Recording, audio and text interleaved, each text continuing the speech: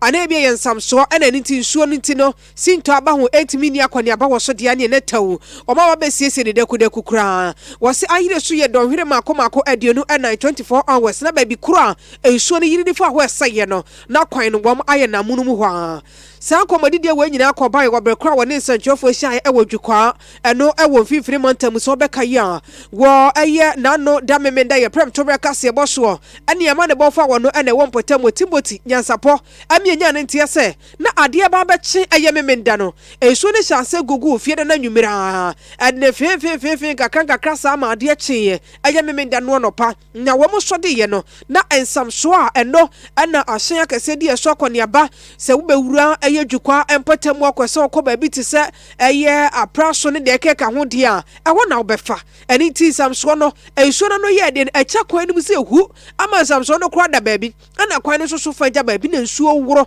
ade fa so pa wo ba eye ene ye social media platform eye Facebook and Democrat no so video no wo afenso wa Donko TV wo be hunu asem ye kan na ensuo no nya de wa ewu na di wo mo mpotam no na nya asem keto akra krofo agapade ya na afade kono na nya asem keto obrekwa Timothy boy sa amanie na nwumra awo no nsia no eso no sanso beti so de mayense afede e kwan no mu chiache no awrowro ade akọ akwan no amiamia agodo bi wokro ni mu a oye ne ya ede ebre wo mo ewo fifiri mantam no anya asem keto akra anesi yetesa enra ane na Roads and Highways Minister fa ne dom ema wo ekọ sansa nipa na wo etu kwan a wo maka agya no na wo edroso pa wo ani ba bi fa wo so wo nya hwini ya na wo nyina agira tentere so no na nya asem keto akra aka wo bia masese wo akwakwasiesie aye kasa ahyen frase nam sa kwan ne so a eno so eye atwuma na wo ma enam eye Twifo Praso eko Cape Coast ene fa sa kwan we so ne titiru pa na wagina so bi eda abetu dwa sese ye ya ewiemu pa de hunufo amiate asese esuo na fe kwa na eba besane pa enyenye na dwe se eba abetene de ene na wo mo so esi gina ye bi Zagina yeno ana name afra se ya adwuma e wo mfimfini mantam no wo se emiamia wodo a ensuo ne begugu ya ebesen kwan ebesen samso anase bia babie wo se nipa tumi fa na susuo na je wo aboso sai no animanimu ya na basahara so no wo mu tim na yapone ne fofo no ba begina ho na wo matim asiesie kwan na asesa samso no enso ama no ayebroni beka se rapid response team ano na owura amwakwata se wo mu ba be ya adwuma na yerekete se ne be ya ebetimi aboa ama nipa ho all the 16 regions, even though it's our prayer that we don't continue to experience them because it involves, a huge cost, and resources. But under the government of President Akufo-Addo, no area will be allowed, to be inaccessible and cut off as much as possible for not more than 24 hours. And that is the target of my ministry. When we are ready and prepared, my engineers are prepared and I have strong, committed, knowledgeable engineers, and nobody should take any of them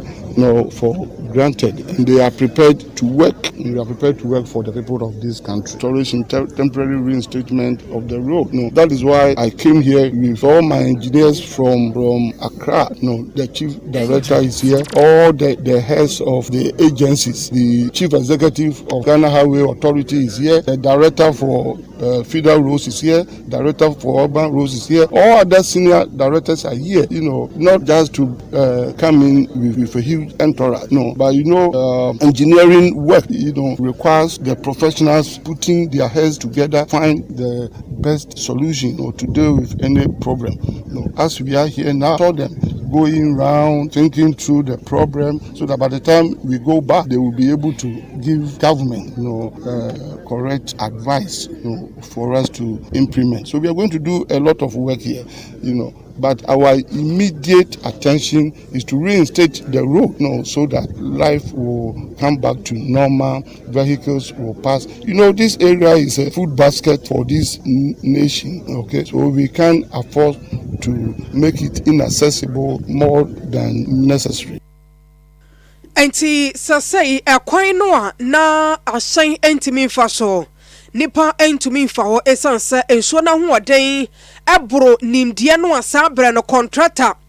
ene engineers ayeye enti enso na ho oden timi twa kwan no se hu mansam so no efa baabi na kwan na nkasa nso number bi na nsuo no na agye kwan na boso no afede mpanifo asiesie enti roads and highways minister ne yetene kan osese wo mo ewo engineers mapa ya wo madwene mu do